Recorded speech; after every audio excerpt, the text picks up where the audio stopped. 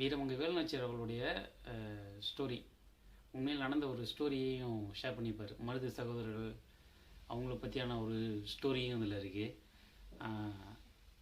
அது அந்த விஷயத்தையும் அவர் எடுத்து சொன்ன விதமும் கூட ஒரு வித்தியாசமாக இருந்தது. எல்லாரையும்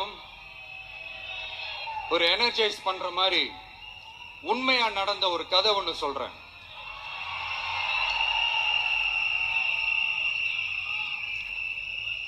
சொந்த நாட்டையே ஒரு கூட்டம் அபகரிக்குது. சொந்த நாட்டிலேயே இருக்க முடியாத அளவுக்கு ஒரு நெருக்கடி ஏற்படுது.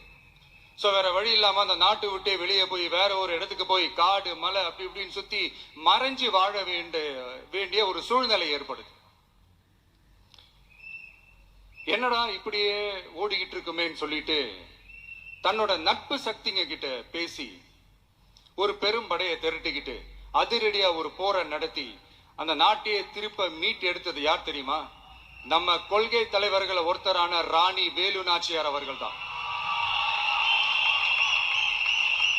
அவங்களுக்கு அந்த நட்பு சக்தியா கூட இருந்து உழைச்சது சின்ன மருது, பெரிய மருது, சையது, கார்கின்னு சொல்லிட்டு அந்த 3 பேரும் தான்.